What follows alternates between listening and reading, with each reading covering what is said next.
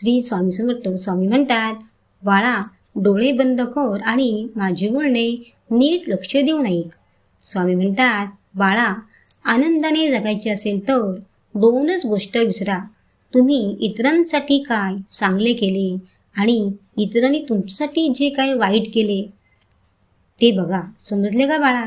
बाळा वाईट दिवस येतात जेव्हा काहीच करायची इच्छा होत नाही. पूर्ण दिवस तणावात जातो. सगळेच प्रश्न एकाच वेळी समोर येतात. का माझ्याबरोबर असे का होते? राग येतो आणि तो नकळत आपल्या माणसांवर निघतो. पण हे दिवसही जातात. त्यांना थांबवता पण येत नाही. पण आतून स्वतःला सावरता येते. ते बाळा भगवंतामुळेच ना. बाळा फक्त काही दिवस कठीण असतात म्हणून लक्षात ठेवा. वाईट दिवस असतात पण आयुष्य नाही.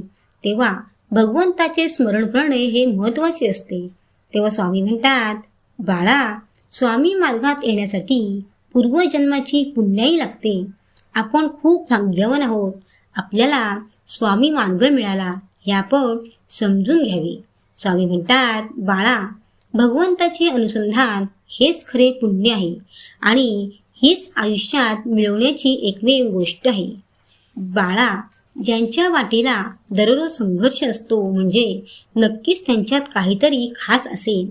स्वामी म्हणतात, बाळा भगवंताचे नाव हे बँकेत ठेवलेल्या पैशाप्रमाणे असते. वेळ प्रसंगी ते खास उपयोगी पडते. बाळा आपल्या जिभेला नामाचा चाळाच लावून घ्यावा. भगवंताला अनन्यपणे शरण जाऊन तुझ्या नामाचे प्रेम मला दे अशी विनवणी करावी, प्रार्थना करावी. तेव्हा बाळा प्रार्थना रोज करायची आणि म्हणायचे, हे भगवंता माझ्या जीवनात येणारे नकारात्मक लोक व घटना यांना माझी परीक्षा घेण्यासाठी तूच पाठवत असतोस ना. बाळा जेव्हा आपली नखे वाढतात तेव्हा आपण नखे कापतो, बोट कापत नाहीत.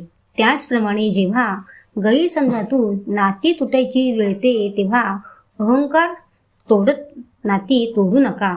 बाळानो हे लक्षात ठेवा.